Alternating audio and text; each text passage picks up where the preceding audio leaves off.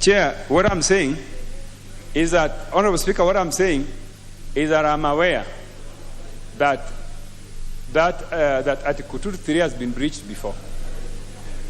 When do you want to give the evidence, the proof? Honorable Speaker, also give me time to make some consultation, Honorable Speaker. Yes, I think all you need to do is actually consult yourself. Yes. And to say whether what you are saying is right or not, Batandi. Because it's an extremely dangerous admission from your part. Thank you, Honorable Speaker. But please consult yourself. No, let me just hear the chair of Budget and Appropriations Committee also. Huh? Thank you, Honorable Speaker. And today, of course, you have given a lot of guidance, Honorable Speaker. The first one, of course, on as to when the Cabinet Secretary for the National Treasury will come to read the budget estimates. And we totally agree with you, because going by the timelines, the Division of Revenue is not yet dispensed of. That one totally, Honorable Speaker. It was a concern to us also in the committee, and it is handled. Honorable Speaker, I have heard the concerns of honorable members. And yesterday we tabled the report in the afternoon session. But, Honorable Speaker, there was another report, of course, of the compendium of the committee report, which I tabled today. And I have heard that the committee, the members, honorable members, would really want to go through them. I will not be the person to stand in between them and the report.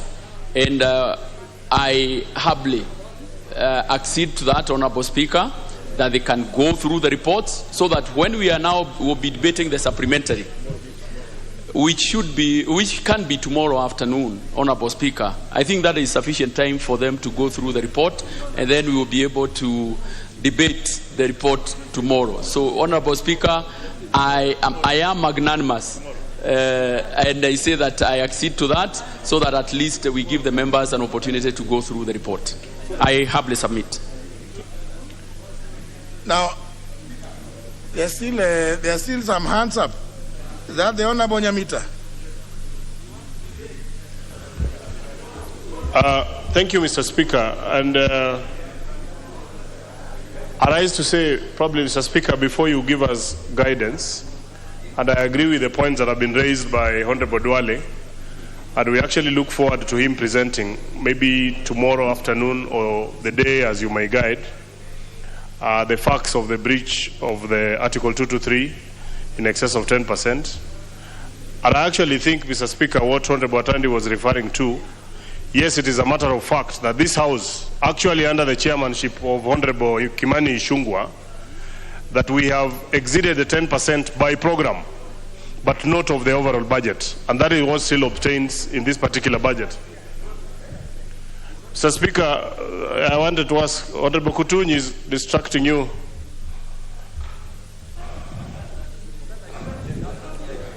Honorable Speaker, what I was saying, that as we wait for your guidance as to whether we will proceed today, tomorrow, or any other day, I wanted to say that we look forward to the former majority leader's presentation, especially on the constitutional issues that he wants to raise. And I wanted to say that what Honorable Tandi maybe was referring to, Mr. Speaker, it's indeed true that this House has presided over supplementary estimates before, whereby we have exceeded the 10% by program, but not of the overall project, or not of the overall budget. So you can find a particular program maybe we have varied it by more than 10%. And that has happened. And actually under the chairmanship of the former chair, Honorable Kimani Ichung'wah, and when Honorable Duale was in this House. However, the 10% threshold has never been exceeded of the overall budget. And that is what is obtaining in this budget. So I think that maybe as Honorable Duale will be preparing his documentation, I just want to invite him to also look at the precedent of the previous budgets, and we will also come with those facts. Not of the overall budget, but by program we have exceeded. And I want to also ask Honorable Kimani Ichung'wah to visit the Hansard on what he said when such issues were raised on this particular floor. I submit, Mr. Honorable Speaker.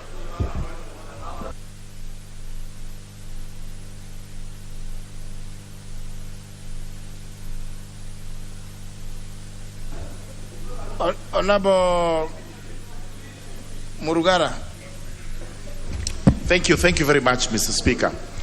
Mr. Speaker, I rise to support the proposal made by Honorable Ndwale that you actually give us sufficient time to look at the supplementary papers that were tabled yesterday and this morning and this afternoon. These are very important papers. We must go through them with a tooth comb so that we confirm they have complied with the various constitutional requirements of the statute and the regulations made under the statute as far as budget making process is concerned. Tomorrow may not be sufficient because we need to assemble the various research papers that we have to present to the House. We have also to work even more on the proposed amendments because I also have an amendment to the report in view of the fact that, in my own opinion, we are spending public money for private entities while this is money that is supposed to go to public entities. I'm therefore moving an amendment, and I may consider moving yet another amendment so that what we give to Kenyans is in line with their own expectations. So kindly guide us that we come back on Tuesday, we deal with the matters raised. Thank you very much. Now, you know, no members, the chair of budget himself has conceded.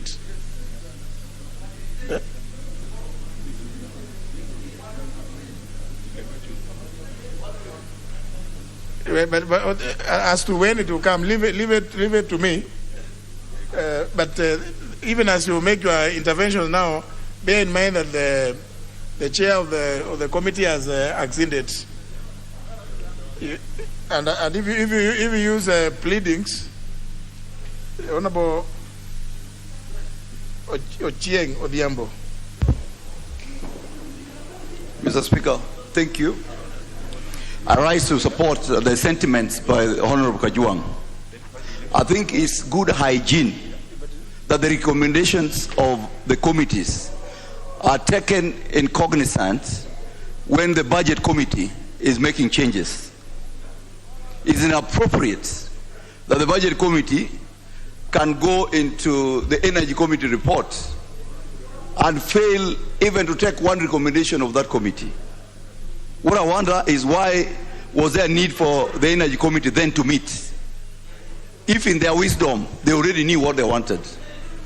I think it's important that we have good hygiene when the budget committee sits back to look at the recommendations by various committees. Now, you know, I don't want any debate on the report.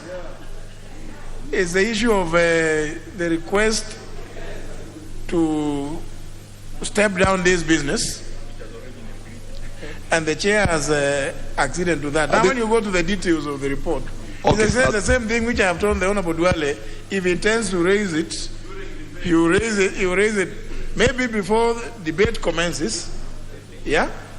But now if you go into the details, then there will be no point of us coming to allow you to debate again. Yet it has not been moved. Honorable Elisha. Noted, Mr. Speaker, sir. Very well. And I'm properly guided.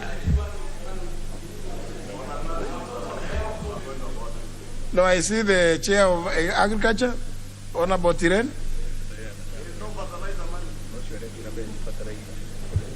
Thank you, Honorable Speaker. And I want it to be on record because the chair and the budget committee clearly have stated that they took recommendations from the committees. Or rather, I want to talk about agriculture, which we gave our recommendation, and it was not picked. No, so now again. I want to raise again, Honorable Tiren. Honorable Speaker. Honorable Tiren, please. Tiren. Just allow me, please. No, I will not allow you because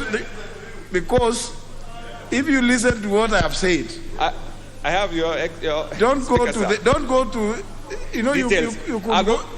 What you are saying, that if he listen to the presentation by committees, that will be going to debate this. Okay, let me. The request is to defer this debate today to some other date, which I will give. Can I just add something that is... No, but now when you start saying that you presented was not considered, okay. You are going into the debate. Thank you. I'm not going to the debate now. Yeah. What I want to talk about the supplementary and the addendum, because my interest is when we were given as a committee to do the supplementary, then an addendum was brought later. So what will be the role of us meeting as a committee, give out our supplementary or our recommendation, then an addendum comes from Treasury, then they change and pick up everything that we have done. So I want, Mr. Speaker, you to protect us by saying this is a law. What is the role of committees? What is the role of Parliament? So that if it is the budget is supposed to do everything with Treasury, then we should not be allowed as committees to discuss anything to do with budget. We want to be given an opportunity, because we also talked about issues of fertilizer, which is a security issue in this country. We are not going to be rubber stamp of another committee. Yes, thank you, Speaker. I know there is a time for bonga point, but of course, the Honorable Tiren issues about fertilizer, yes, obviously, that's what is disturbing they are very close to your heart. Yes, I know. And nobody. But you will discuss. You will say that. But don't just be cool. Just be cool. No, it's hard now to be cool. Just be cool. Just be cool. You will be able to. I'll give you an opportunity to say it coolly. Farmers are on my case. They want to kill me, so they have to kill the right people who are denying the money, not me. The people who are denying the money should come out on record that they don't care about farmers in this country. That is what is disturbing me. Honorable Speaker. Honorable Tiren, from the chair. Yes. From the chair. I plead the people of Moiben not to kill you. Thank you. Not to kill you. You are not the one responsible.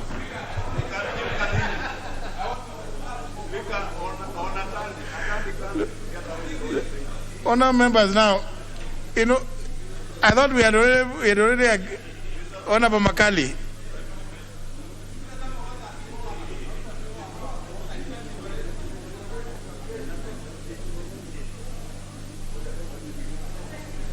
It looks like you are at a place where the one next to you is, yeah. Yeah, thank you, Honorable Speaker. Honorable Speaker, I'm sorry, my intervention is not working. I just wanted to make one observation, Honorable Speaker, and I like your proposal that we move the debate to tomorrow, but I really want to urge, Honorable Speaker, the members, to take time and read the report. And as they read the report, they must realize that there are reports from committees, and there is a report of the Budget and Appropriations Committee. Those are totally two different reports. Because I see a situation where we'll come here tomorrow and people will start discussing the committee reports other than the Budget and Appropriations Committee. On the second point, Honorable Speaker, and I would really wish that Honorable Ndwara listens to me on this, because this is now a serious matter. Honorable Speaker, when you look at the law, the Constitution, the Public Finance Management Act, and the regulations, they are talking about 10%, not more than 10% amendment to any of the question I would want answered tomorrow as they push the agenda would be, is it 10% of the total budget approved by the House? Is it 10% per program? Or is it 10% per project? And once you get that interpretation right, you are likely to find that this House has always operated within the law. But that is a serious interpretation, which I think our own FBO and those technical experts in matters legal should give interpretation, so long as we are discussing public finance. That would be important. Thank you, Mr. Speaker. Very well. I think...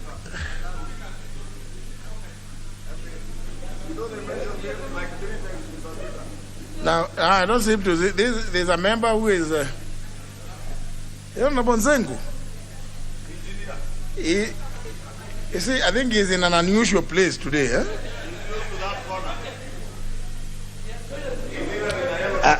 Thank you, Mr. Speaker, for this opportunity. I just wanted to seek some clarification. I'm speaking as a Vice Chairman of the Committee on Environment and Natural Resources. and I happen to have been one of the presenters to the Budget and Appropriation Committee. And I don't want to go into that discussion, but I want to seek your guidance on whether, when we do a presentation to the Budget and Appropriation Committee, is it supposed to be changed? Are they allowed to change it? So that, because members are wondering whether it is a waste of time for us to spend energy discussing that matter. The second thing I want to bring to your attention, Mr. Speaker, sir, is that if this deferment is going to be approved, then will you allow us to bring, those of us who had not brought any amendments, will we be allowed to bring in amendments? Thank you, Mr. Speaker.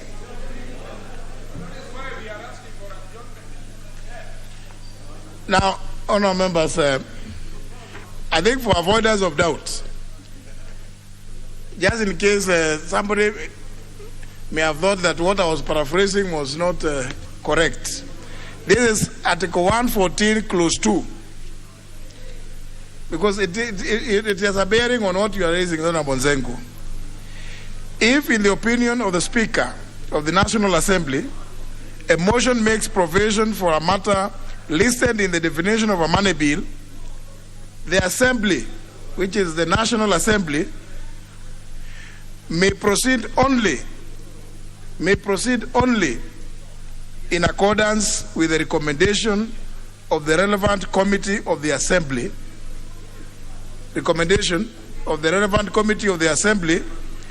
after taking into account the views of the Cabinet Secretary responsible for finance. After taking into account does not mean that they are going to be, whatever comes from there, they have to take rock, stock, and barrel. No.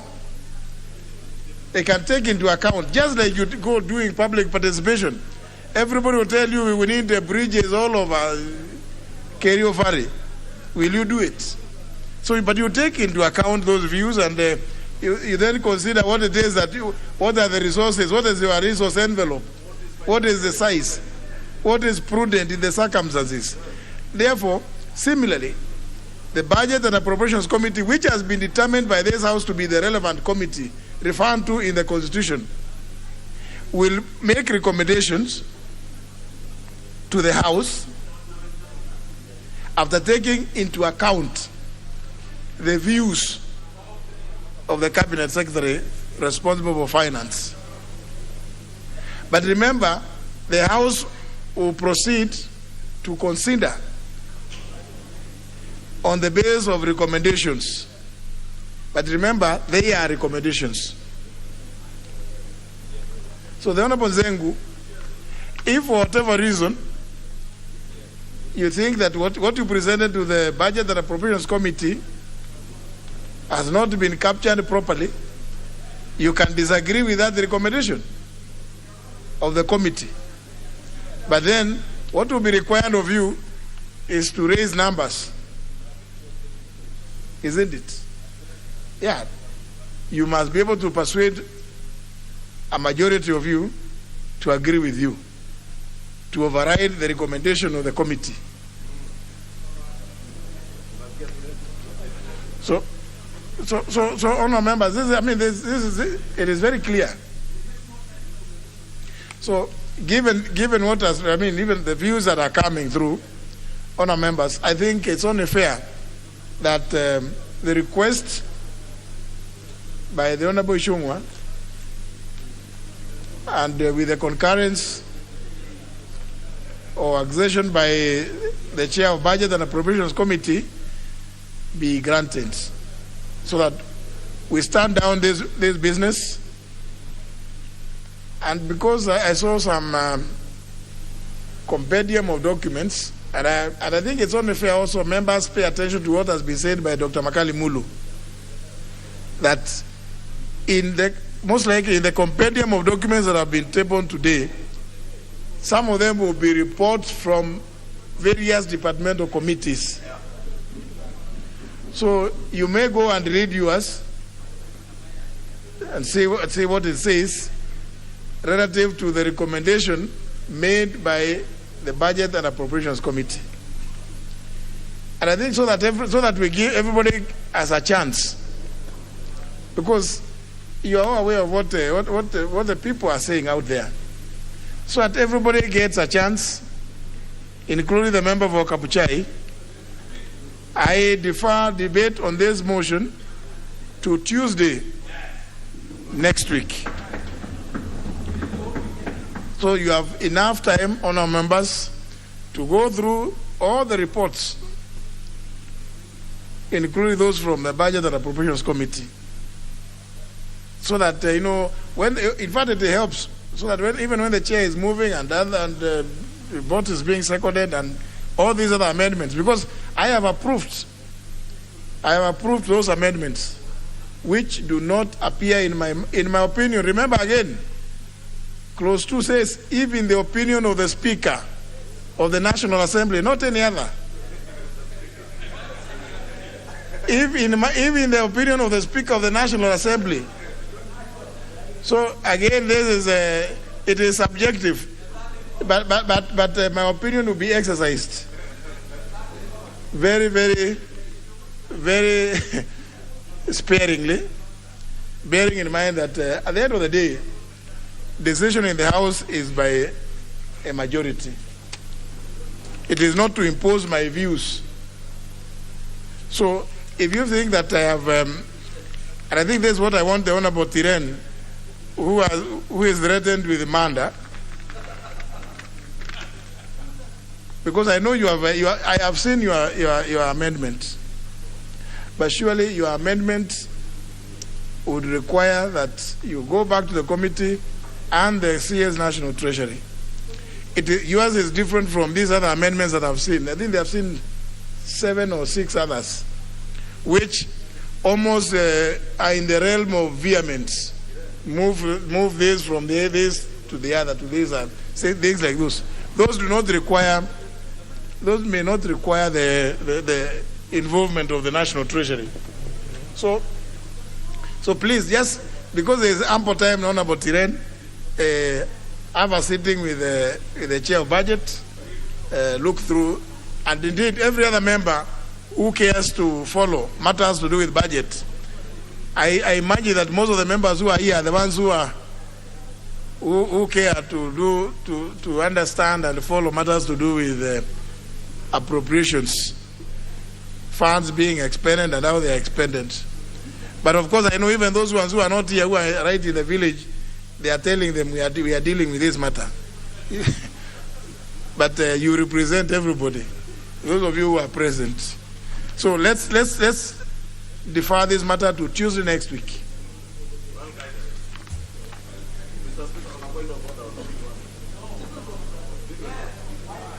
Which one?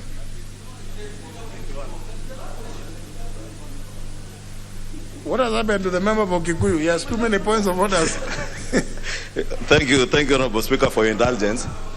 Honorable Speaker, it's not that I have many points of order, but I'm a stickler to the rule of law and procedures. And Honorable Chair, I served under your chairmanship in the Powers and Privileges Committee. And I'm very keen, especially on those issues that protect the dignity of this House. Honorable Speaker, I rise on Standing Order 91 on the responsibility for statement of fact.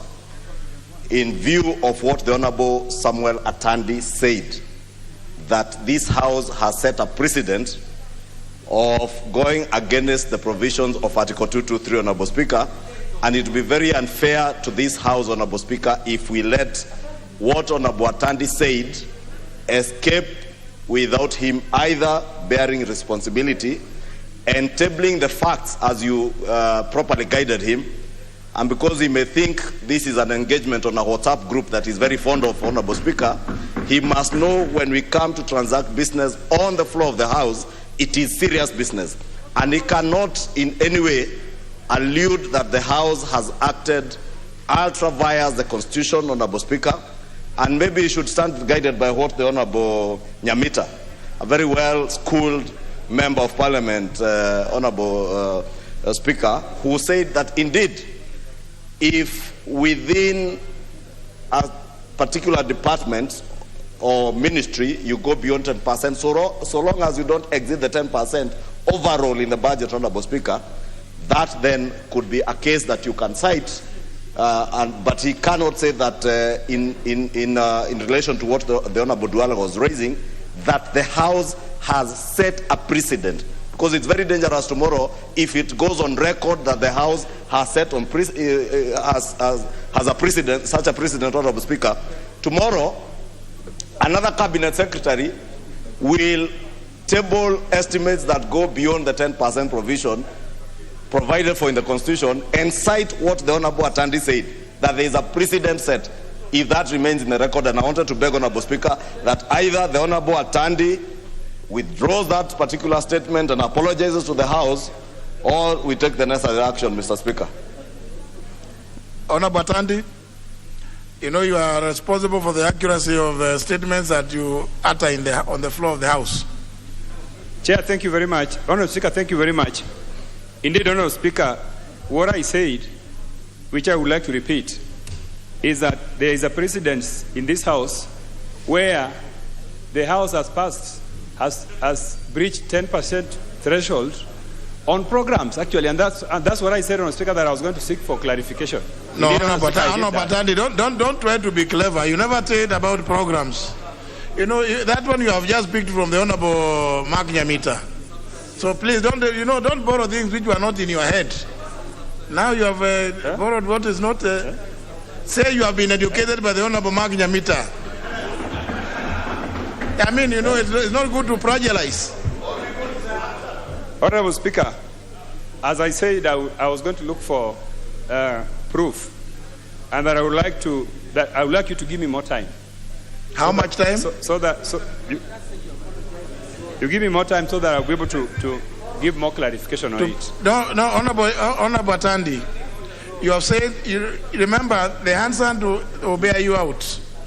You said that this House has set a precedent by approving in excess of 10% of budget and therefore violating Article 223 of the Constitution. But there is a cockroach in the House.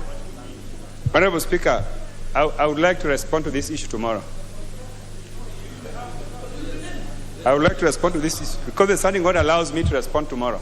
No, Honorable Atandi, you know, even now you're saying the standing orders allow you. Actually, they don't. They don't. The standing orders don't. Honorable Speaker, you don't rise in your place here and claim something and then say that standing orders allow you to go and sleep over the matter. No. Is it something that you know? Honorable Speaker, I have explained to you, Honorable Speaker, that I asked you for permission so that I would be able to get more clarifications on it. And I've said that actually my intention was to say that the House has breached 10% threshold on programs. Honorable Speaker, I've explained myself. Honorable Atandi, do you want to revise your statement to mean that the House has approved expenditure in excess of 10% on programs? Yes, sir. Yes, sir. That's what I meant. Then you must withdraw the earlier one. Yes. Yeah. Because thank you, Honorable Speaker.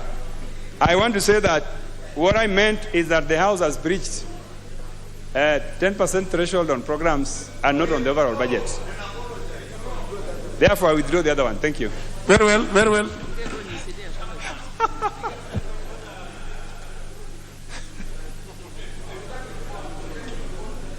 Now, honourable members, I thought we could do business now.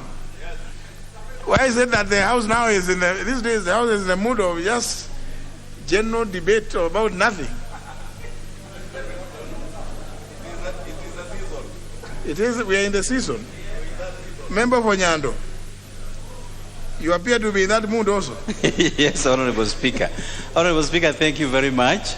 You have given a directive on what needs to follow as pertains to this subject that was before us. And I want to thank you. But Honorable Speaker, you know as well as I do, and our colleagues here, the importance of unlocking this supplementary budget. Most government departments, their service providers, together with this House, actually, Parliament, both the Senate and the National Assembly, have had to suspend so many programs awaiting this supplementary budget. And each time I visit any government office, they are so quick to ask me the status of the supplementary budget, Honorable Speaker. And on that breath, therefore, I would urge this House that we should not use our political leanings and persuasions to filibuster with such an important subject, Honorable Speaker. Because recently we have seen how we invite our own political interests into matters that also affect the lives of the Kenyan people, Honorable Speaker. And therefore, as much as I appreciate what Honorable Duale came up with as an intervention, we also have to juxtapose it with the interest of the Kenyan people as regards the gridlock that government departments are in, Honorable Speaker. And therefore, going forward, I want to believe that our political interests will not override the interest of the Kenyan people, Honorable Speaker. I think that without your intervention, some of my colleagues had intended to push this to a much later date than Tuesday that you have ably proposed. So let us move forward as a one unitary society, looking at the interest of the Kenyan people as opposed to the political interest that will actually come and go, Honorable Speaker, and I thank you.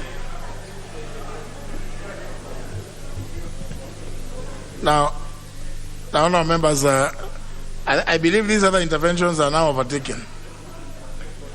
Let's move to the next order.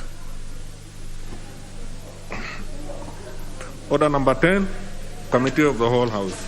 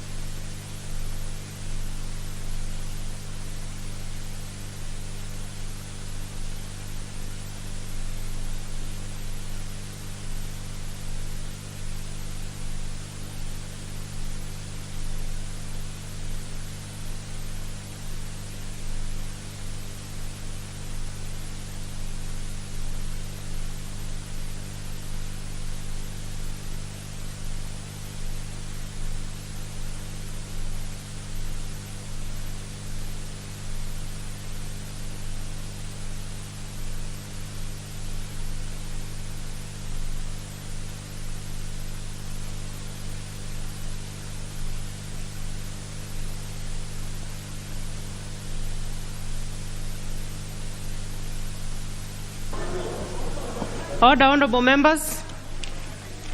Let's have some order, members. We are now in Committee of the Whole House to consider the Mental Health Amendment Bill 2020, Senate Bill number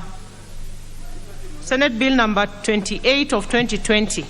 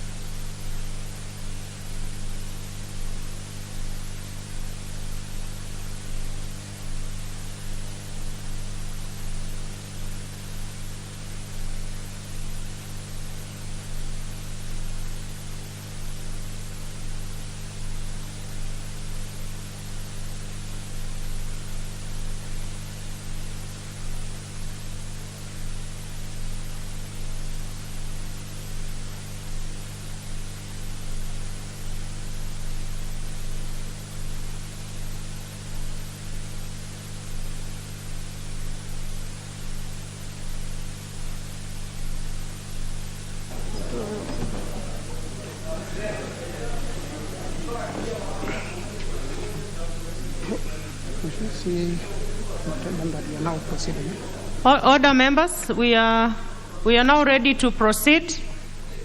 Let's have some order. Go on. Clause 4. I propose the question that clause 4 be part of the bill. The mover. Chairperson.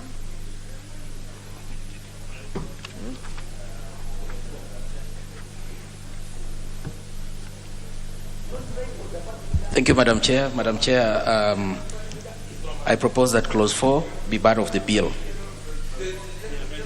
Be amended as per the order paper. And the justification, Madam Chair, is that the amendment seeks to provide additional purpose of the Act, which includes the promotion of community-based mental health services and to promote the provision of mental health services in primary health facilities.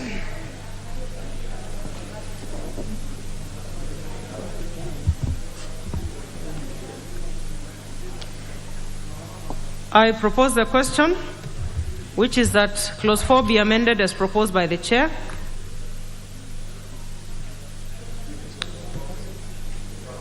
It seems like it's okay. So I go on to put the question, which is that clause 4 be amended as proposed by the chair. Will as many as of that opinion say aye? Aye. Will as many as of a contrary opinion say nay? The ayes have it. I go on to put the question that clause 4, as amended, be part of the bill. Will as many as of that opinion say aye? Aye. Will as many as of a contrary opinion say nay? The ayes have it. Clause 5. Madam Chair, I propose clause 5 be amended. Chair, yes. you have to wait for me to...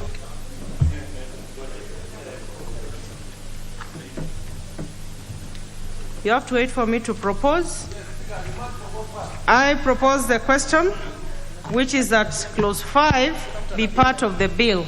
Now, Chair, you can go on. Madam Chair, I propose clause 5 as it appears on the order paper.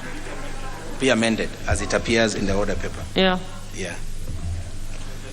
You have to expound a bit for members to know what exactly it is. Okay. Madam Chair, the justification is that the amendment seeks to amend to make emphasis on the need to promote community-based programs in the provision of mental health services. The amendment also seeks to ensure that the national government shall be tasked with the responsibility of setting up mechanism for the provision of comprehensive outpatient medical cover in regard to mental illness. All right. I propose the question that clause 5 be amended as proposed by the chair. Honorable Sankok. I have heard the chair saying that it is the national government that will make provision for comprehensive mental care. What does it have to do with the county government? And are we in line with Schedule 4 of our Constitution?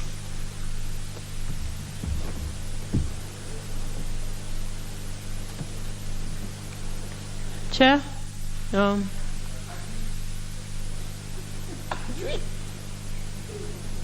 Madam Chair.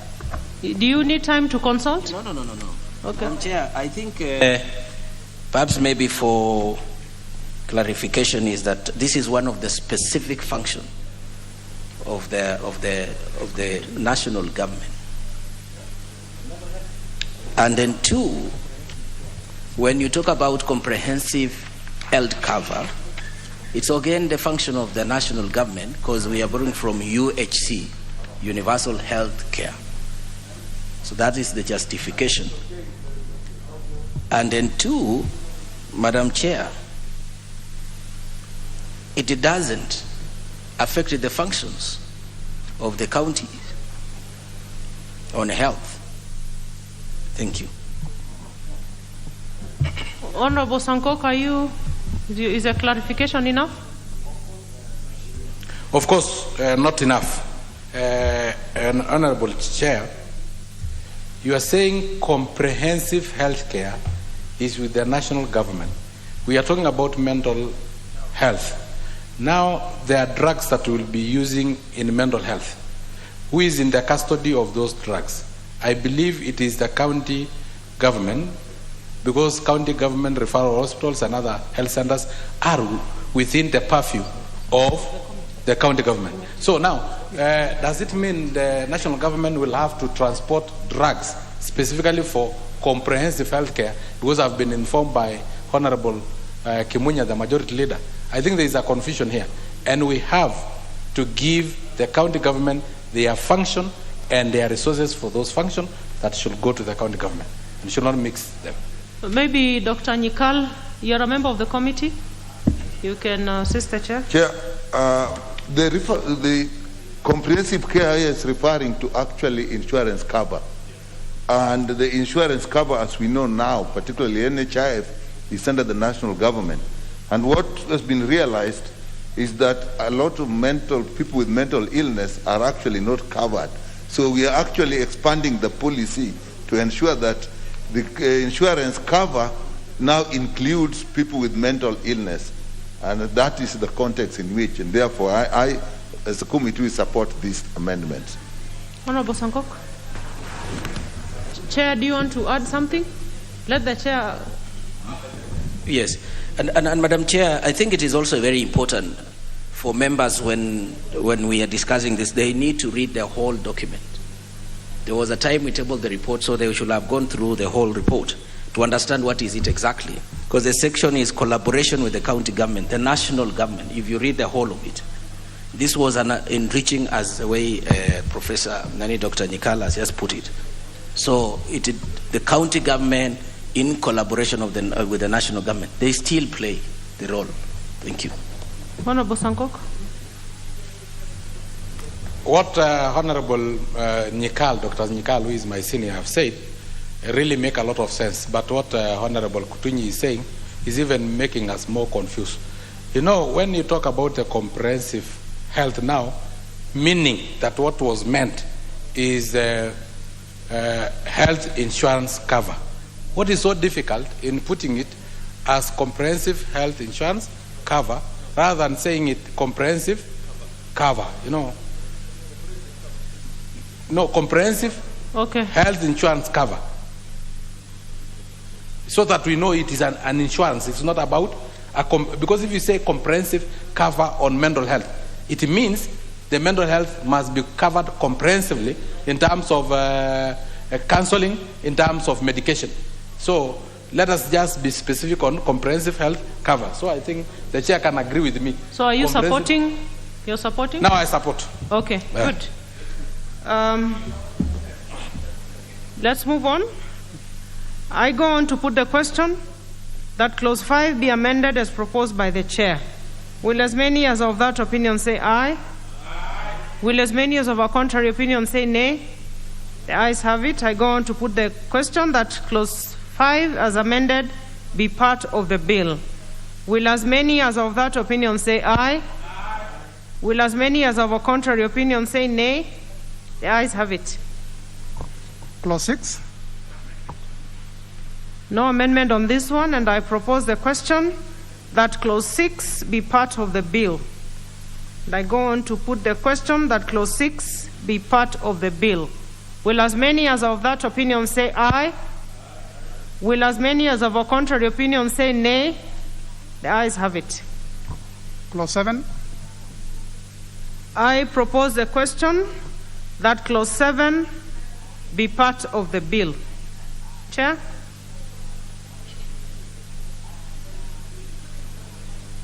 Madam Chair, I beg to move that clause 7 be amended as appears in the order paper. Order members, do I hear somebody's phone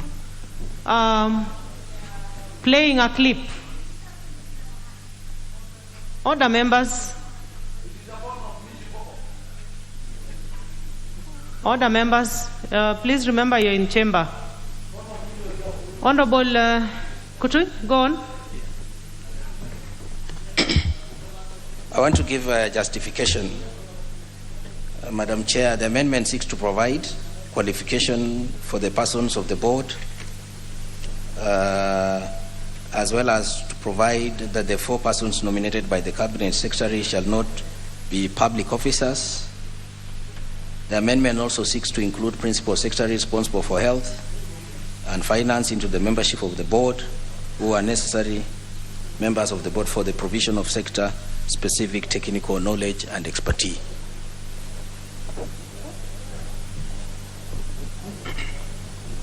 I propose the question that Clause 7 be amended as proposed by the Chair.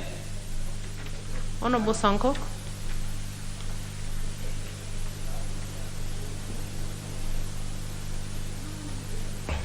This one I support, Chair, and especially on the point that the chairperson should not be a public servant, because in having these boards and these state corporations and parastatals, we are trying to bring the expertise from the private world into the government mainstream management. So I think this one is one of the best amendments. So I support.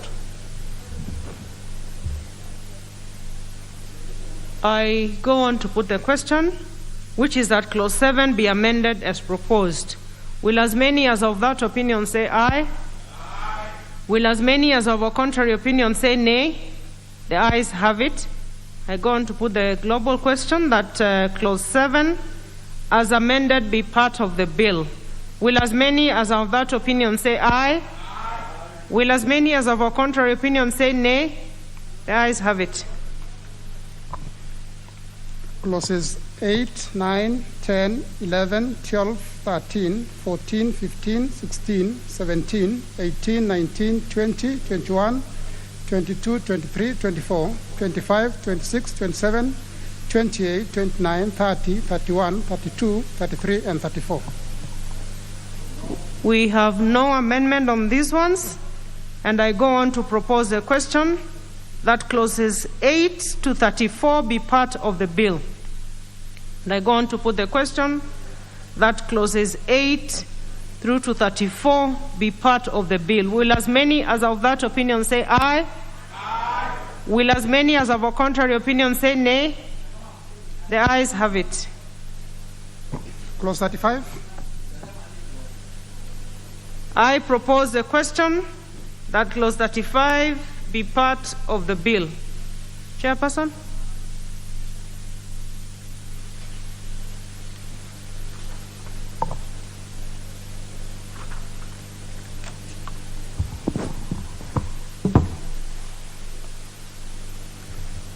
Madam Chair, I beg to move that Clause 35 be amended as appears in the order paper.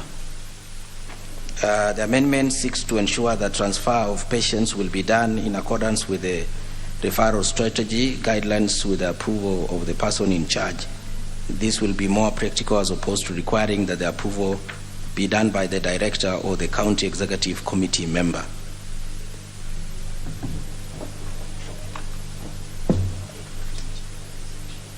I propose the question that Clause 35 be amended as proposed by the Chair.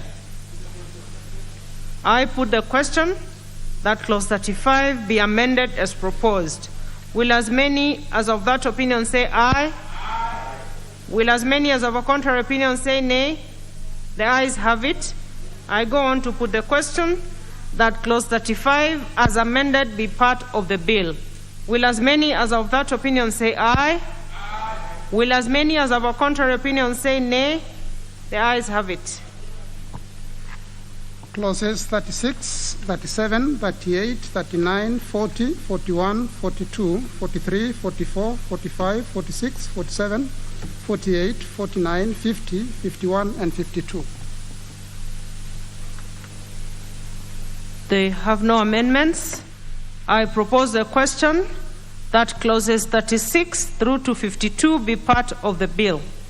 And I go on to put the question that Clauses 36 through to 52 be part of the bill. Will as many as of that opinion say aye? Aye. Will as many as of a contrary opinion say nay? The ayes have it. Schedule. I propose a question that the schedule be part of the bill. I go on to put the question that the schedule be part of the bill. Will as many as of that opinion say aye? Will as many as of a contrary opinion say nay? The ayes have it. Clause 3. I propose a question that clause 3 be part of the bill. Chairperson? Madam Chair, I beg to move that clause 3 be amended as it appears in the order paper. Madam Chair, I want to give justification. The amendment seeks to provide for the definition of terms that are used in the bill and in the Act. In the definition of the term mental health practitioner,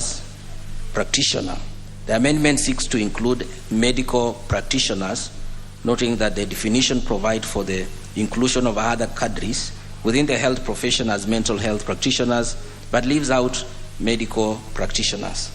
The amendment seeks to ensure that a mental health unit shall be a section within a health facility designated for mental health services without requiring rigorous of gazettement of such a section by the board or by a county executive committee. The amendment also seeks to ensure that the diagnosis of diagnosis of mental health illness, Madam Chair, let me repeat that one for clarification. The amendment also seeks to ensure that diagnosis of mental illness shall only be done by a qualified mental health practitioner. Thank you.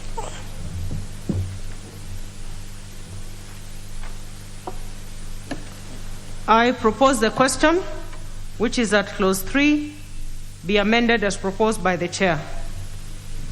I put that clause 3 be amended as proposed by the chair.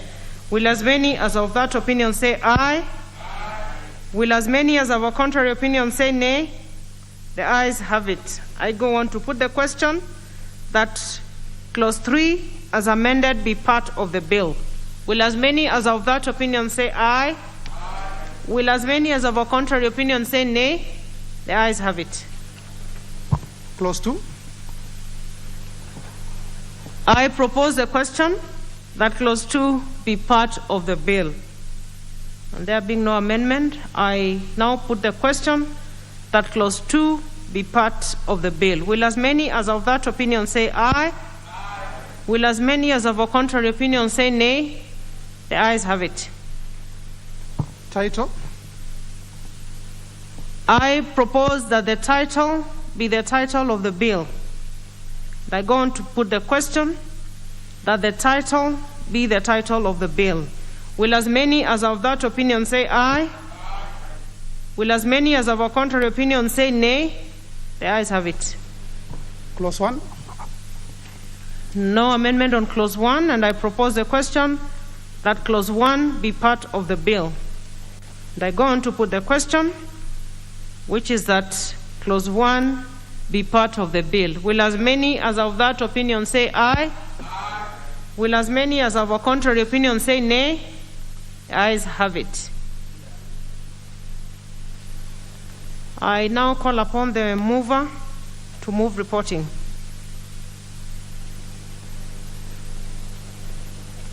The chair.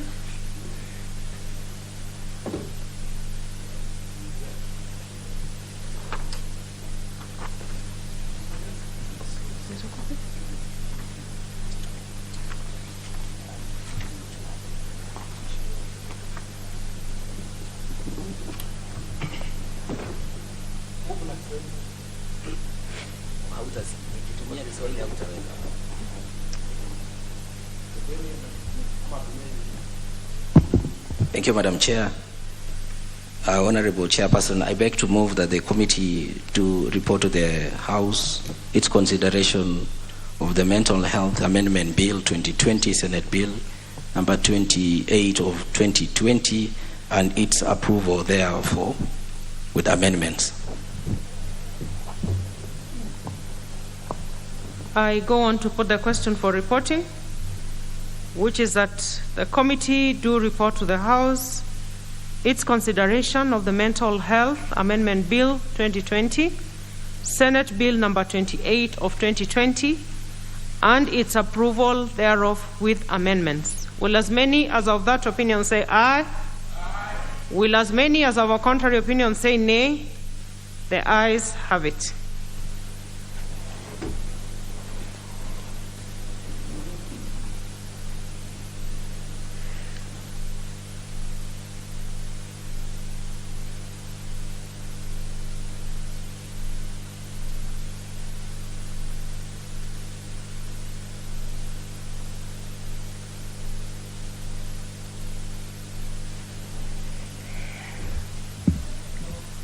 I will now call upon the chairperson to report to the House.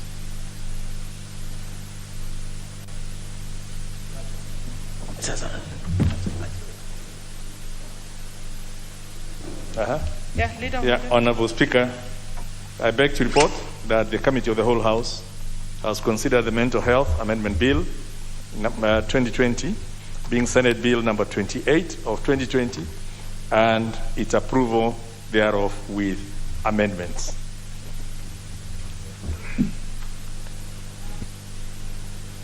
I call upon the mover to move agreement with the report.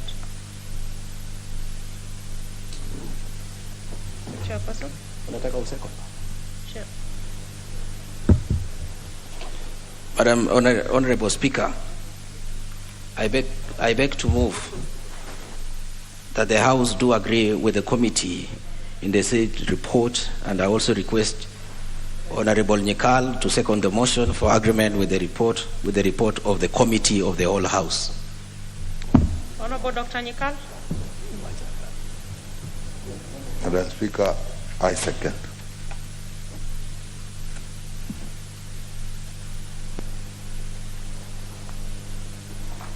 Order, members. Is that Honorable TJ? Honorable members, I propose the question that the House do agree with the committee in the said report.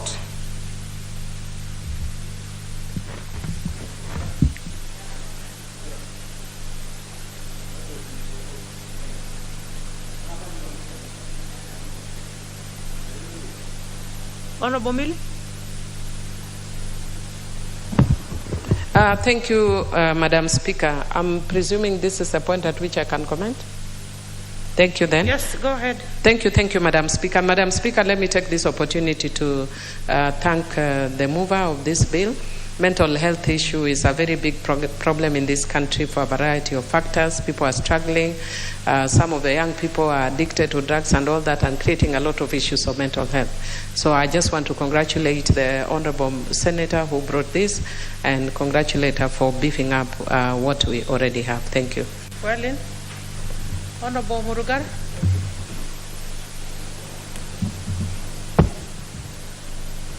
Thank you very much, Madam Speaker. Speaker, let me also join the other members in thanking everyone, including our House, for passing this bill that has come from the Senate. Mental health is extremely important in the country, and especially in view of the fact that those who suffer from mental health are referred to in derogative terms, like being deranged, like being mad, or whatever other terms they use. We want to see this brought down to the counties, and that's why Honorable Sankoko was asking the role of the county government, so that people, including those in the Raka constituency who have mental problems, are taken to cheap hospitals where they are attended to and they are actually discharged after being cured. This is very important. It's good for the country. Thank you very much, the Senate and the National Assembly. Is that member from Tiwa? Thank you, Madam Speaker. These are just brief comments. Yes, I would just also want to thank our Health Committee for considering this, and especially removing the bureaucracies so that when people are suffering can be easily diagnosed and be referred. Madam Speaker, there's a lot which is going on in mental health, and that's why we want to integrate it into the community health, primary health system, so that they are picked up earlier and addressed. Thank you, Madam Speaker. Dr. Sankok. Thank you very much, Honorable Speaker. And I stand to also support and thank the committee and thank Senate for bringing up this bill, because it's a very, very important bill. Let me congratulate Honorable Senator Kasanga, who is a nominated member of the Senate, and a very beautiful lady from Machakos, for bringing this bill that will solve a myriad of issues that we are facing as a country due to the high cost of living as a result of increase in food prices, due to, Honorable Speaker, some youth using drugs in our country. We have drug peddlers, drug traffickers, who at times are actually leaders in our country. And this one I've seen an increase in mental health illnesses in our country. This bill have come at the right time to try and sort out this issue.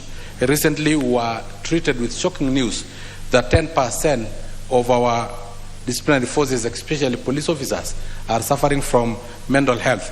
And when you think of 10% of the police officers armed to the teeth with ammunition and guns are suffering from mental health, then we have all the reason to worry as a country. So it have come at the right time. Thank you very much, Honorable Speaker. I support and I really thank the Senate as well as the National Assembly for passing this bill without very much ado. Thank you. All right, I think we can stop there, and we will okay.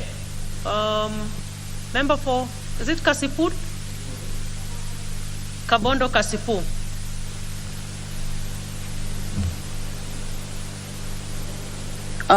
Thank you very much, Madam Speaker. May I also appreciate the committee for the bill and support at onset.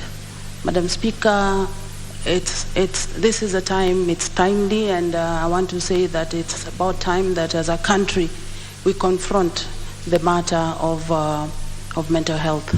We've seen consistently suicide cases on issues that we as a society, we are even shocked when we see that people have committed suicide. People who are considered even very successful, children that you did not even imagine that they had a problem within our houses. And I support this bill, and I look forward to a situation whereby going forward that issues of suicides and deep depressions that we have seen will reduce in this country. Thank you very much. Yeah. So I support once again. Okay, we shall defer the putting of the question until when we are properly constituted. Let's move to the next order.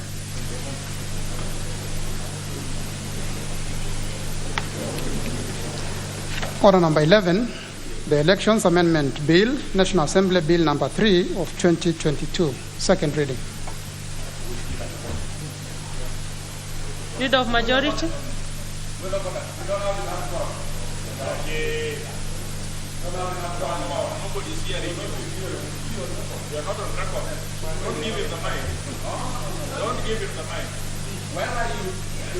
Order out of order.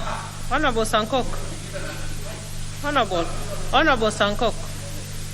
You know you are talking out of record, so you have to do things properly. Yes, Honorable Sankok.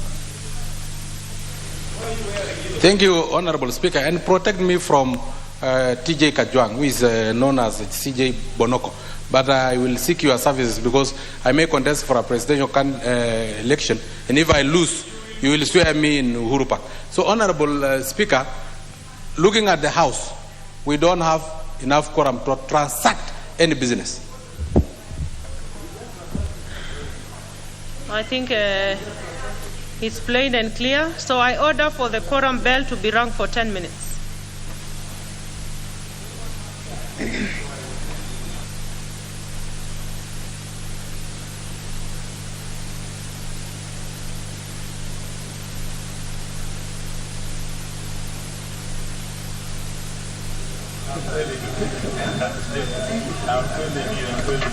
How things going? The devil is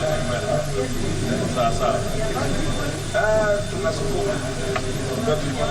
Tunapenda lakini people are bored with you. You have been there for 15 years. We have no new ideas.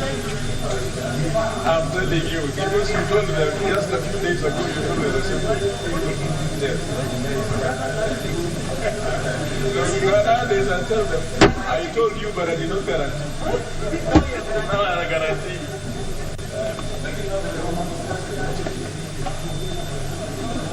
Sasa wewe, maneno ya quorum will not help you. Face the fact. This thing we will pass one way or the other. Let me tell you, people who knows on points of honors on quorum, please come back to this office. What is there exactly? We have asked so that we can. That you have asked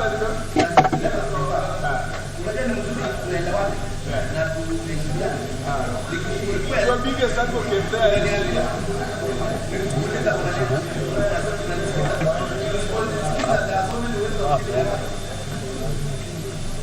you are advocating the she's just crossing the way she wants.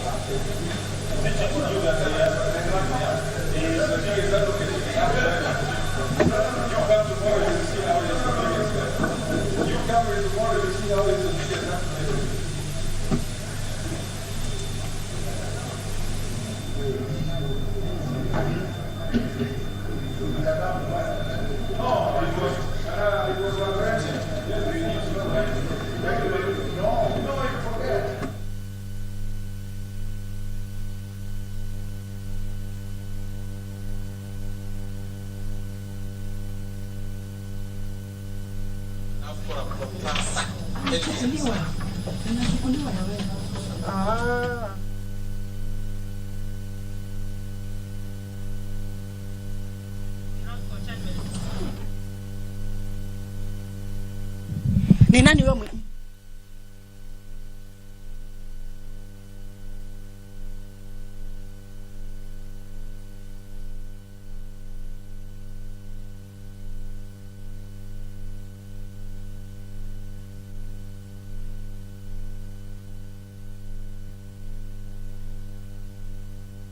Bell to be rung for about 10 minutes.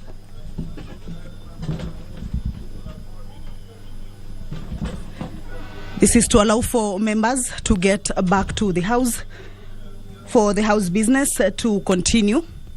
The members have just concluded on debating on the Mental Health Amendment Bill, Senate Bill number 28 of 2022. In the committee of the whole house. This is a bill that was tabled by the chairperson, Departmental Committee on Health.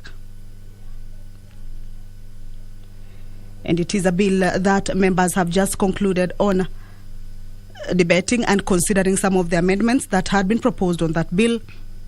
The next bill is the Elections Amendment Bill, National Assembly Bill number 3 of 2022. By the leader of a majority party. It is a bill that is on the second stage. But currently,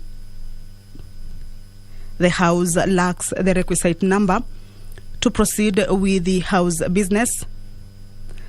It is an order that was brought to the fore by Honorable David Sankok, asking the Speaker, the temporary Speaker, Honorable Soipan, that there is no quorum for the House business to continue, thereby forcing Honorable Soipan to order for the bell to be rung for 10 minutes to enable members get into the chambers. So currently what is happening is that members are expected to get into the chambers to proceed on the next business on the order paper, which is the Elections Amendment Bill 2022 by the majority leader. The principal object of this bill is to amend the Elections Act 2011. Clause 2 of the bill seeks to amend Section 2 of the Act in order to provide for a clearer definition of nomination and political party. The bill also deletes the definition of nomination day in the Act. Lastly, the bill also seeks to define the term registration of candidates in relation to selection and election of party candidates to cater for the inclusion of new provisions on conduct of party nominations which are to be introduced into the Act.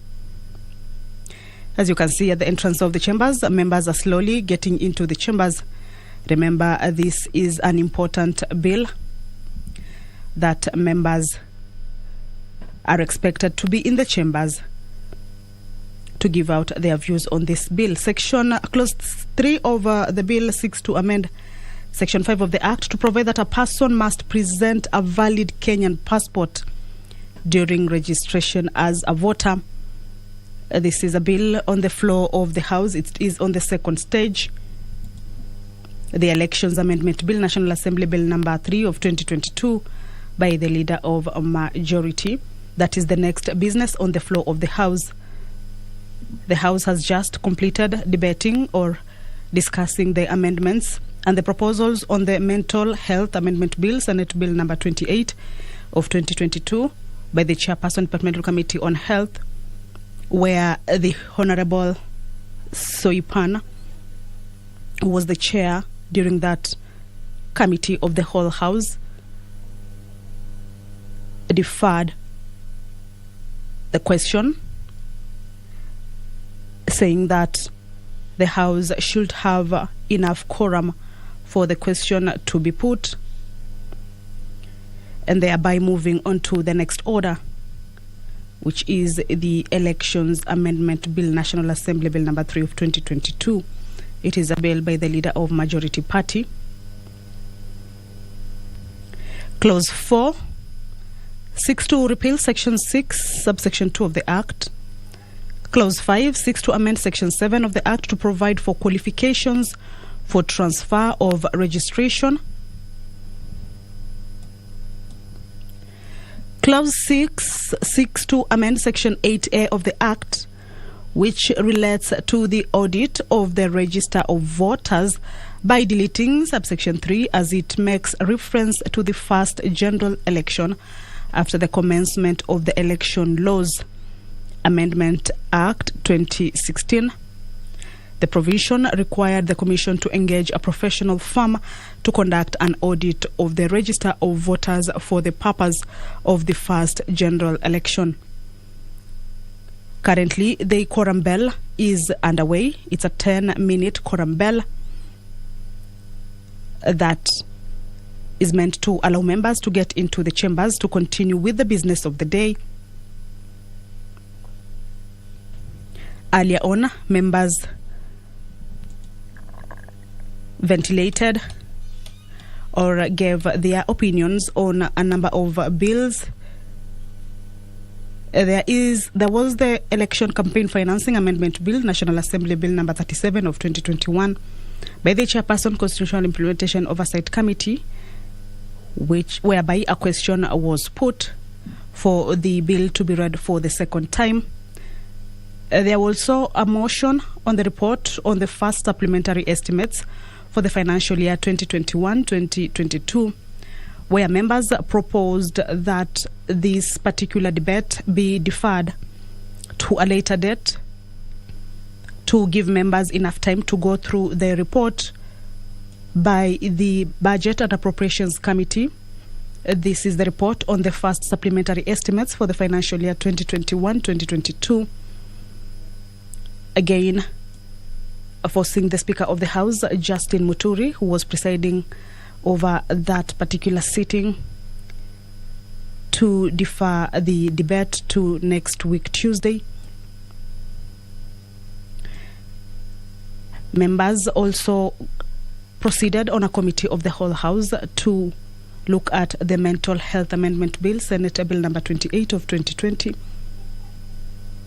Again, the question was deferred on this particular bill, but this one was due to lack of quorum.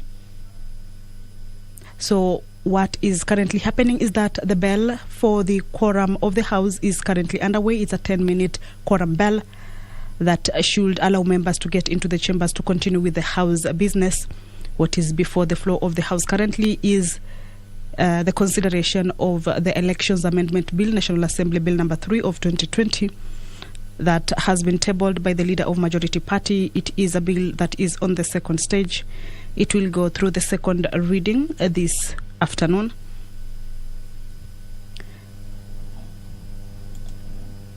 This bill seeks to amend Section 2 of the Act in order to provide for a clearer definition of a nomination and political party. The bill also deletes the definition of nomination day in the Act. Lastly, the bill seeks to define the term registration of candidates in relation to selection and election of party candidates to cater for inclusion of new provisions on conduct of party nominations, which are to be introduced into the Act. There are a number of clauses that this bill is proposing amendments to with regards to the Elections Act 2011.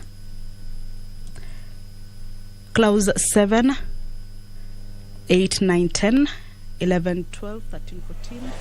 Order.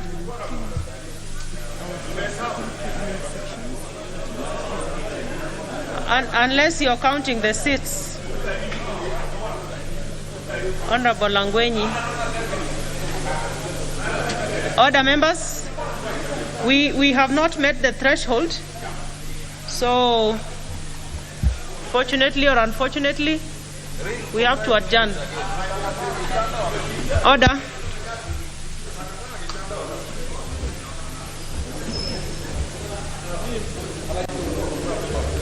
Honorable members, the time now being 5:27 p.m., this House stands adjourned until Wednesday, 24th March. I beg your pardon, honorable members. I beg your pardon, honorable members.